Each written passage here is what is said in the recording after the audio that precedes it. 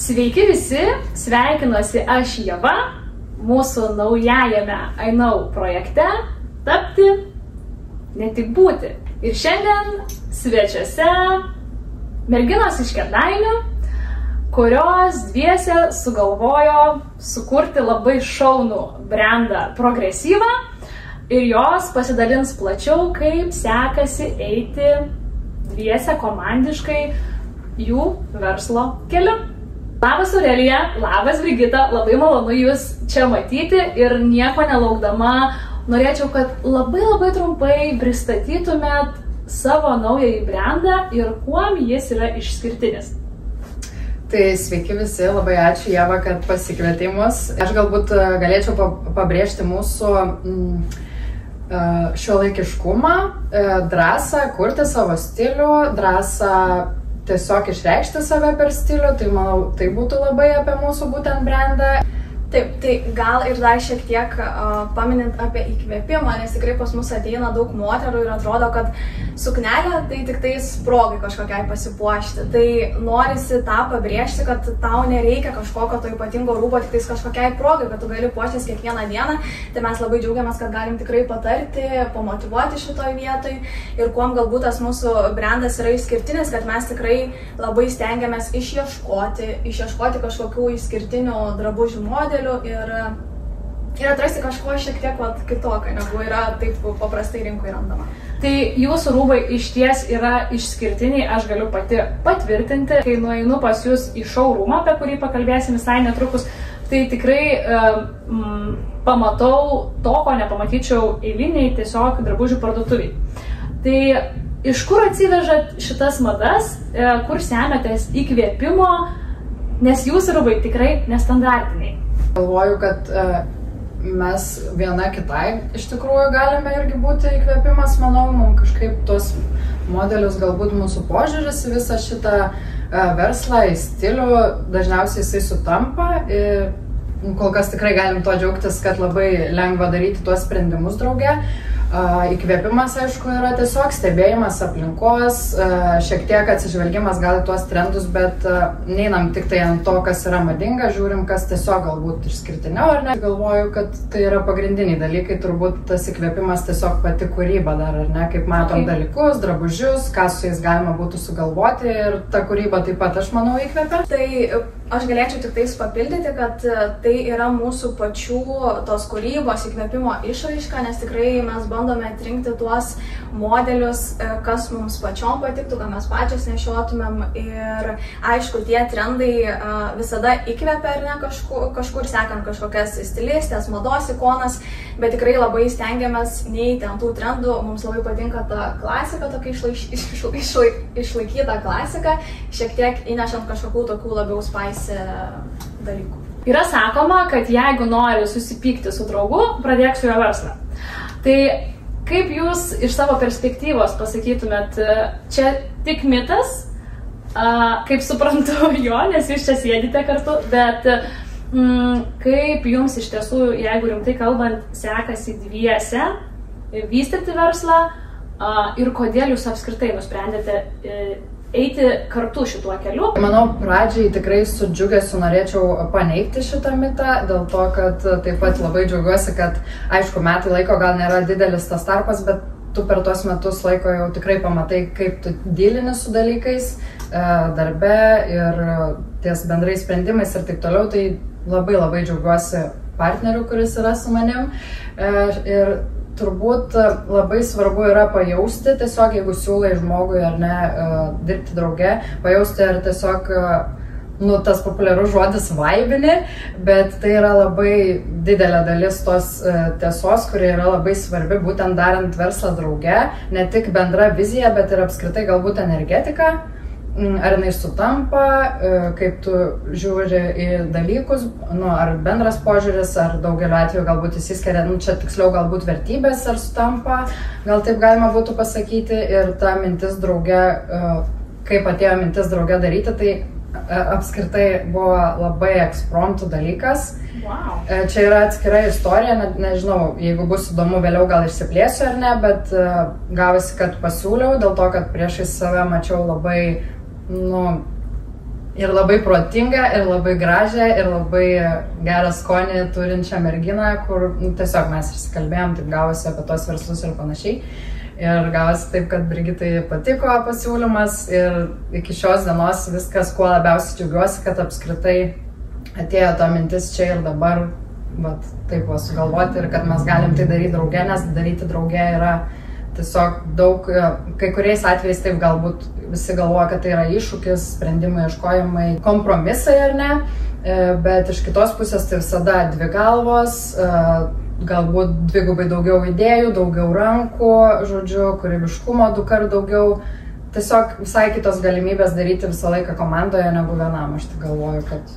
Aš gal dar norėčiau tiek papildyti, kad tas apskritai darbas, gal ne tiek komandai, bet kai tu turi partnerį lygiavertį savo versle, tai tu žinai, kad visada yra tas žmogus, kuriam tas tavo verslas rūpi 100% lygiai tiek pat, kiek ir tau. Taip, mes visada turim, ar ne, savo artimiausių žmonės, šeimą, kurie mus palaiko, bet tai niekada nebus tas žmogus, kuris bus tiek 100% in tame. Tai tas yra labai smagu. Nežinai, kad visada gali kažkuo, pasikliauti ir visada turėsi tą palaikymą. Jo, Brigita, o jūs iki verslo buvo draugės ilgą laiką, ar jūs susidraugavot eigoj?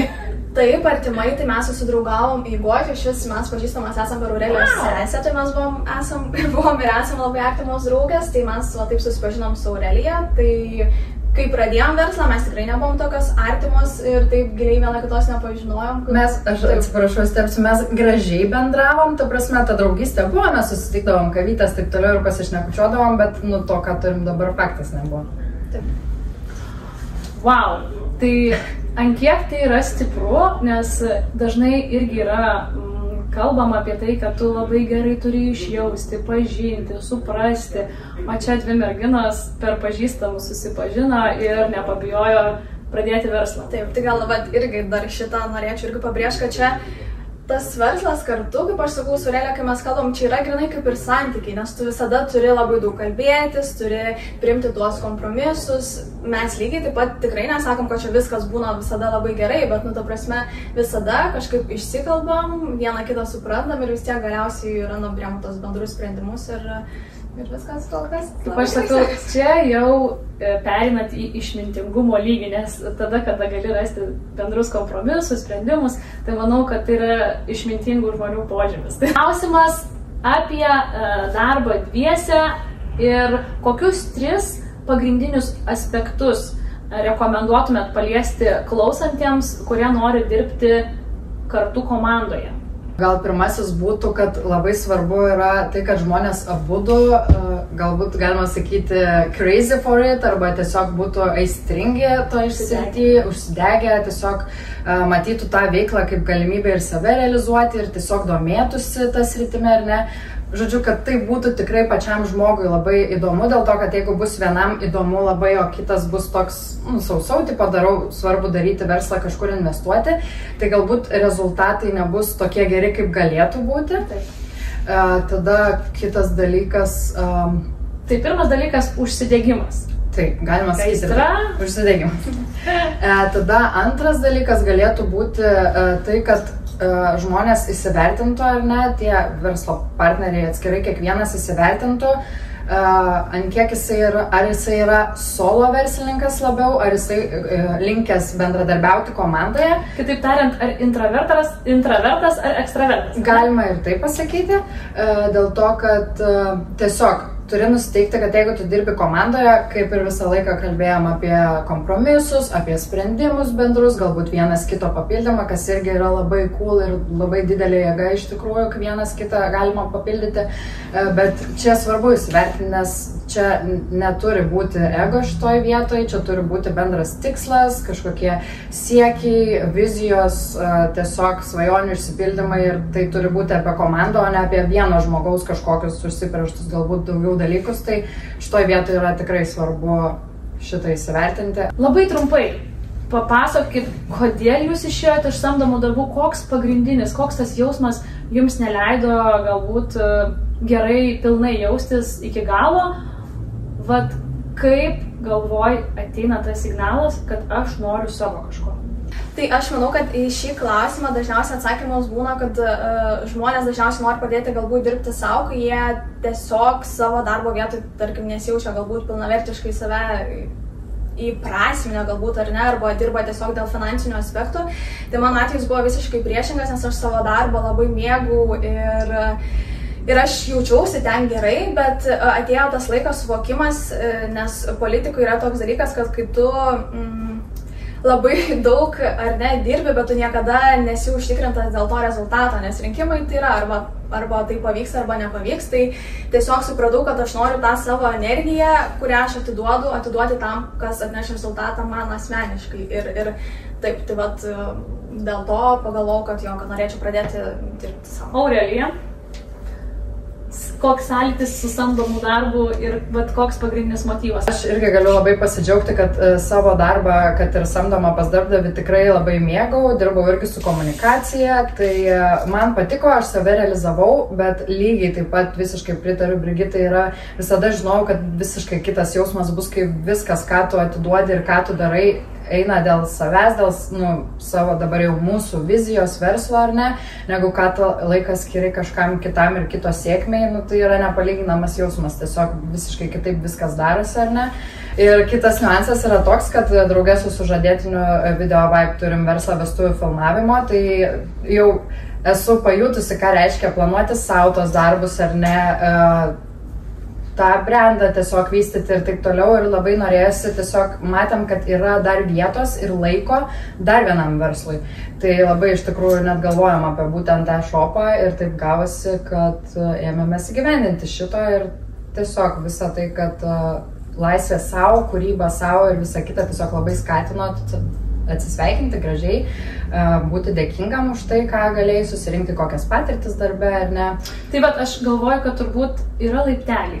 Žmogus išmoksta kažką, jam reikia ir jam norisi daugiau, tada išmoksta dar daugiau ir tada tu nori liptom kopėčiom, ar ne, kopti, tau darosi galbūt nuobodu. Taip, nes dažnai net pas darbdavį, kai eini, ar ne, tu daugiau mažiau ir žinai, kas tavęs laukia, turi tą kažkokią rutiną, tai yra saugu. Aišku, yra žmonių ir su tuo yra viskas tvarkoj, ne kiekvienas gal ir turi tą, kaip sako, verslininko gyslelę. Tikrai ne kiekvienas. Tai. Jo, ir jam yra tiesiog patogu, komfortabilu dirbti tą darbą nuo iki, bet va tokiam žmonėm, va tokiam ar ne, kurie nori daugiau realizuoti, greičiau aukti ir panašiai. Tai... Tiem, kurie ateina iš tų pufų prisėsti. Jo, tai aš manau, čia yra tas skirtumas tiesiog ir tarp žmonių, žinai, ir tarp to darbo specifikos. Progresyva merginos. Pakalbėkim apie pinigus.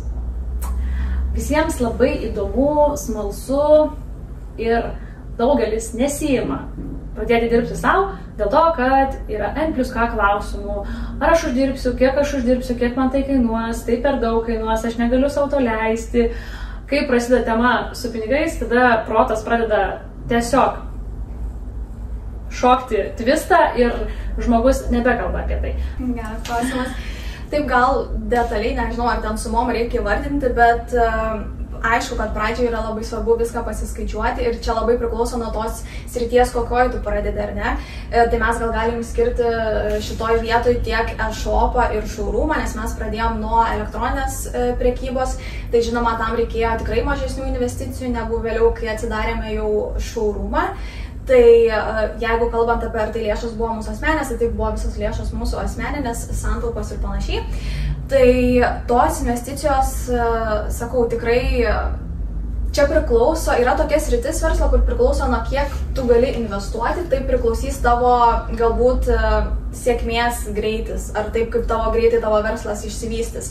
Nes realiai, kaip tu tos pinigus investuoji, jie vėliau užsisuka tiesiog cikle, nes taip ir pasakyti negalėčiau dabar, ar tai, ką mes pilnai investavom, ar visa suma atsipirko, nes taip galbūt ta pirmutinė suma jinai sugrįžo, bet tie pinigai yra toliau tiesiog investuojami, nes tai yra užsakymai, yra reklamos ir taip toliau, tai tie pinigai visada yra refinansuojami. Tai vis tiek yra long distance verslas, ar ne, vizija.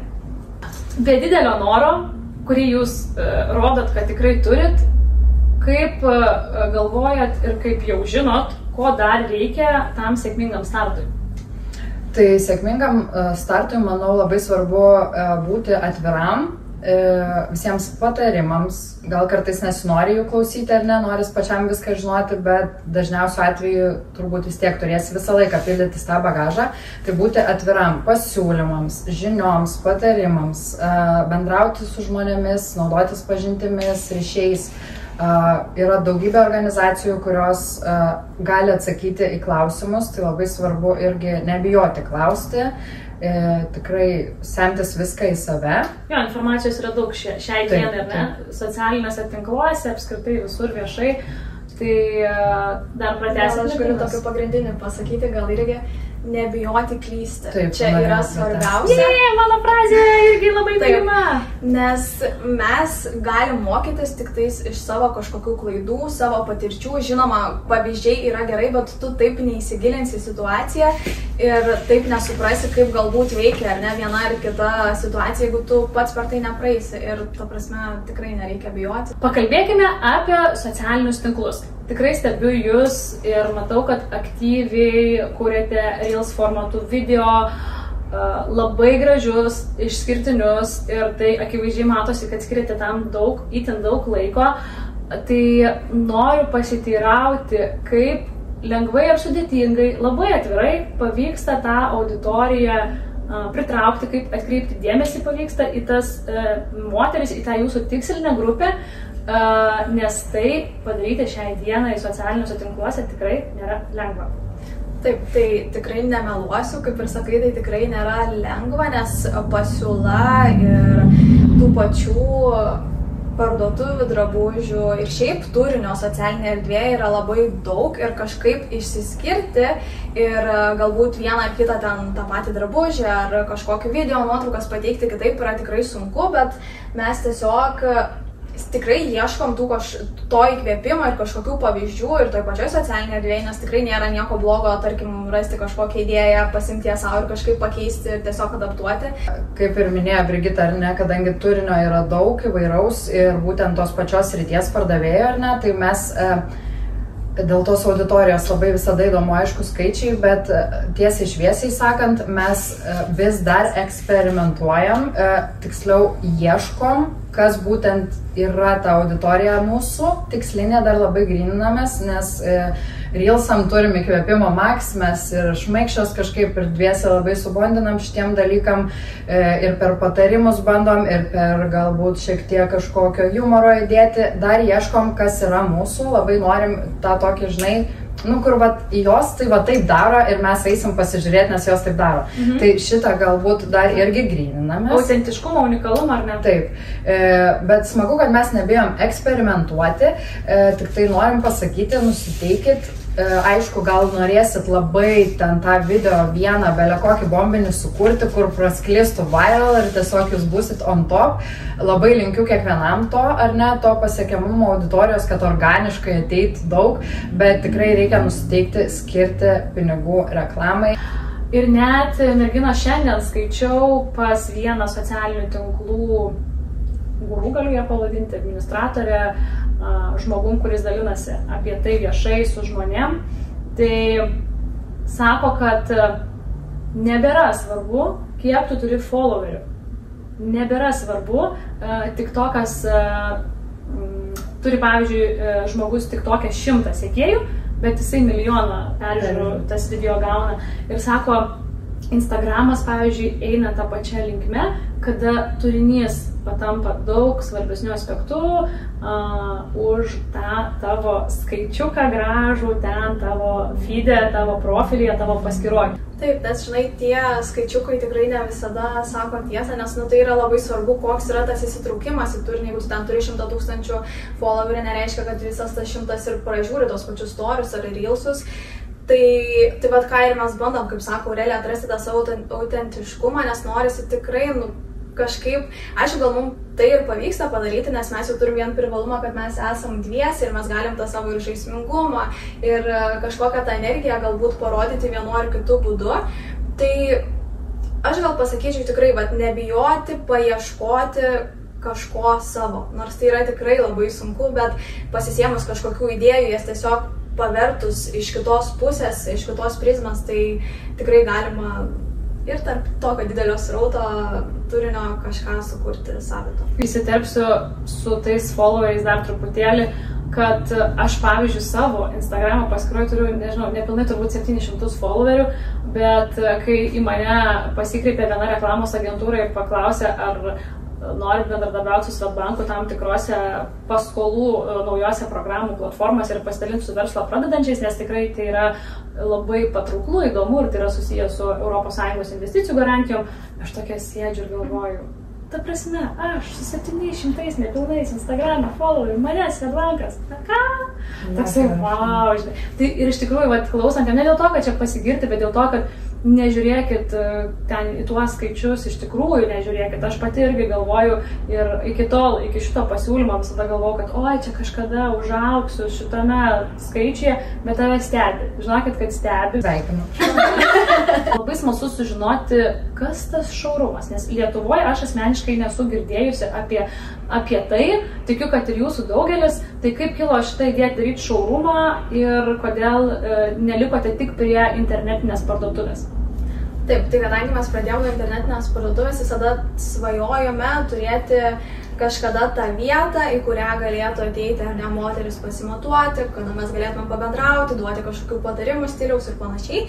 Tai būtent tas showroomas ir gimė todėl, kad ne tiesiog parduotuvė, o showroomas, nes tai yra vieta, kurioje mes turim savo drabužių ar ne savo asortimento ekspoziciją, kurioje tiesiog gali ateiti moteris gyvai tos rūbus pasimatuoti, pasibandyti. Ir todėl dar showroomas, kadangi mes norėjom turėti tokią erdvę, kurioje atėjus moteris galėtų ramiai pasimatuoti, atsigerti kavos, kad tai nebūtų kažkokia apkrūta erdvė, kur tu ateini ir ten tiesiog apstatyta viskas po kabom, prikabinta rūbai ir tu tiesiog ten išsispraudi, kažko paieškai, nes man tai būdavo asmeniškai tokia, kai aš ateinu į parduotuvę ir kur matau, kad tiesiog visko tiek daug, kad man tiesiog aš nežinau, nuo ko pradėti ir kur čia ką žiūrėti, tai vat norėjau suteikti tą tokią erdvę, nes visai kitaip ir tu tą rūbą pamatai, kai jisai kabo tam gražiai pateiktas. Labai gražiai, tikrai labai pritariu Brigitai ir kas apsilankysit, pamatysit, kad yra estetiška, gražu ir taip norisi būti ir pabūti. Žinau, gal Aurelija papildyti. Jo, aš dabar net man atėjo tokia mintis, bet klausant net ar ne, nes tai buvo tokia kaip ir nuo pat pradžių mes pradėjom nuo shop'o, bet visada kalbėjom, kad bus fainai jau shop'ą išvystysim, tarkim, taip toliau ir vat, bus fainai turėti tokią vietą. Tai čia net sakyčiau mums, kaip verslininkams šito verslo, yra netgi toks šiek tiek gal ir prabangos dalykas jau turėti tą savo vietą, bendrauti tiesiogiai su savo klientu, žinai, turėti jį kur pasikviesti arba kad jis norėtų net pats užeiti, nes esam praeinamoje Kėdainių gatvėje, senamiestyje. Labai praeinamoje. Tai tiesiog čia man tai toks mūsų golas, daug pinigų. Va čia yra verslas kartu. O dabar tradicinis, tapti ne tik būti klausimas, iš kur kiekvieną rytą semiatės motyvacijos keltis ir daryti dalykus. Nes kai dirbi savo yra tiek daug pagundų, ilgiau pamiegoti, kažkur nenuvažiuoti, kažko nepadaryti. Aišku, jūs šiek tiek prie laiko esate pririštas, kiek žinau, nes turite dabar showroomą su internetinė svetainė, tai turbūt kiek kitaip. Bet vis tiek reikia labai daug motyvacijos. Tai mano klausimas, iš kur? Tai gal norėčiau pradėti nuo to, kad kaip ir su gymu, ne, sporto salė sako, čia nėra motyvacija, yra niekas, yra valia, ar ne, bet šitų klausimų turbūt pati Ieva labai gerai žinai, kad kai darai savo, tu kiekvieną dieną galvoji apie savo veiklą, kiekvieną dieną tau gimsta idėjų, kaip tu gali, ta prasme, atrodo natūraliai tau norisi eiti ir daryti, dėl to, kad tai yra tavo verslas, pačiam tau yra įkvėpimas, ar ne, daryti ir realizuoti dalykus, kuriuos tu turi mintise. Ir kitas niuansas, man atrodo, irgi svarbus, kaip yra, kai darai vienas, gal yra kitaip, nežinau, bet man atrodo, kai esam dviese, mes kažką susitarėm, susiorganizuojam, susiplanuojam, kad darysim. Tai yra atsakomybė ne tik prieš save, bet ir prieš savo partnerį, ar ne partnerę, tiesiog dėl to, kad, pavesi, save dar žinai, ten, koks tarp moterų šnekant, ten PMS-as, kažkas, gali sau leisti, ten viena diena iš tikrųjų nieko gal kartais stipriai nepasikeis, bet čia toksai, kur tiesiog valia, susitarimas, jeigu darom, tai darom ir viena kitai, žinai, jeigu viena biški prastesnė diena, ar ten, neprastesnė diena, tiesiog, žinai, gyvenimas. Taip. pastumėti, įkvėpti, dar kažką, dviese yra visai, žinai, kitaip. Taip, kaip tu paminėjai, net tas darbų sudėliojimas, nes man motivacija, tas įkvėpimas yra toks trumpalaikis dalykas. Bet po tos motivacijos eina disciplina. Ir disciplina čia yra svarbiausias dalykas, tas darbų susidėliojimas, taip pat įsipareigojimas vienas kitam, nes kartais tu labai gali manipuliuoti tą motivaciją. Čia, manau, gal toks ir tinginio, galbūt kartais bruožas, kur atsikelia ryte, net ten nusprendė, dabar kelsiuos kiekvieną rytą ten 6 ryto, ten atsikelsi 1-2 dieną, o 3 dieną sakysi, man šiandien nėra motivacijos, nesikelsiu, bet jeigu tu būsi susidėlioję savo discipliną, kad tu tą ir tą dieną atsikelsi tokiu laiku, tai visai kitaip ir tie dalykai vyksta tada. Pritariu, tikrai sėdžiu dabar ir pritariu. Mūsų pokalbis jau eina visai į pabaigą ir pagrindiniai 3 akcentai, kuriais norėtumėt pasidalinti su norinčiais pradėti dirbti savo, bet nedrįstančiais. Juodai nedrįstančiais ir galvojančiais, kad ne, jau šitas tai tikrai ne man. O dar jeigu komandai, tai iš vis bėgu. Tai galbūt pasikartosiu, pabrėžiant apie tai, kad reikia nebijoti. Nebijoti klysti, nebijoti žengti to pirmo žingsnio. Visada yra labai sunku išeiti iš savo komforto zonos, kai viskas yra jau pažįstama, kur tu tiesiog žinai visus dalykus ir tau yra baisu kažką padaryti naujo. Tai yra svarbiausia tiesiog nebijoti išlipti iš savo komforto zonos ir tiesiog žengti tą žingsnį. Nes tikrai žinau, kad tai yra sunku pasiryžti tai padaryti, bet kai žengsi tą žingsnį, tada pamatysit, viskas eisis labai gerai. Taip, tai taip pat, manau, labai būtų svarbu visada jausti tą tokią drąsą rizikuoti ir ieškoti, ar ne? Gal tu pradėjai vienaip daryti dalykus, bet gal nesi iki galo tikras, arba gal nori dar geriau. Nieko tokio, jeigu kažką šiek tiek pakeisi, bet išieškosi savo. Tai vad, ieškoti, eksperimentuoti, tai daryti drąsiai su pasitikėjimu savim ir svarbiausia tikėjimu savo idėją. Labai šauniai sudėjo akcentus ir aš dar galvoju, kad turbūt labai svarbu savęs paklausti, ar aš iš baimės nesiimu veiksmų, ar aš iš tikro nenoriu, nes tikrai būna kažkada pagalvoju apie kokią idėją ir galvoju, gal būtų visai įdomu, bet paskui supranti, kad ne tavo, nes ne visos idėjos jos ir mums tinka ir patinka, jos kartais ateina, bet jos ir lengvai išeina tada, kada tikrai ne mano. Tai užduoti savo tą klausimą, ar aš bijau, ar aš nenoriu. Ir jeigu atsakymas yra aš bijau, tai žinokit, kad reikia daryti. Tiesiog, kaip ir sakė Brigitas, žingsnis po žingsnio nebus profesionaliai, nebus tobulai. Ir mano šitie video dabar nėra tobuli. Pažiūrėsim, kas bus po metų, gal šiek tiek geriau. Bet tu darai ir paskui džiaugiesi tais vaisiais, ne? Taip. Tai ką, ačiū labai jums, visą pokalbį maloniai praleidom, laikas praskriejo labai greitai. Visada man yra gera pasikviesti žmonės, jaunus verslus ir parodyti, kad ne tik tada, kai tu jau esi žvaigždė, galima tave kalbinti ir klausti, o kaip pasiekti, bet kai tu esi keliaujanti žvaigždelė, tai labai yra įdomu sužinoti tuos dabarties iššūkius, problemas, išgyvenimus, kaip sekasi ir visus kitus tus einamosius klausimus, kurie tiesiog dabar kyla paprastiems mums žmonėms, kurie nori pradėti, bet nedrįsta. Tai ačiū jums labai ir merginas. Ačiū labai, kad mus pasikvietė, tikrai buvo labai įdomi patirtis. Taip, labai smagu turėti tokią galimybę pasidalinti su kitais, mums taip pat šiek tiek ir save galbūt pristatyti ar neprisistatyti, tai labai tau ačiū. Labai ačiū, kas žiūrėsit, būtinai palaikinkit, pasubscribinkit. Taip, paklauskite dar Ievos komentaruose, kokius dar norėtumėt, kad jinai klausimus užduotų savo pašnekovams ir šitas turinys važiuos prie. Taip, ir labai ačiū Ieva, kad tu darai tai, ką darai ir kad įkvepi žmonės nebijoti ir vystyti verslus. Ačiū, apsikabinkim visas. Nežinau, ar matysit, bet mes taip galim. Tai labas Aurelija, labas Brigita. Labas Ieva. Ne,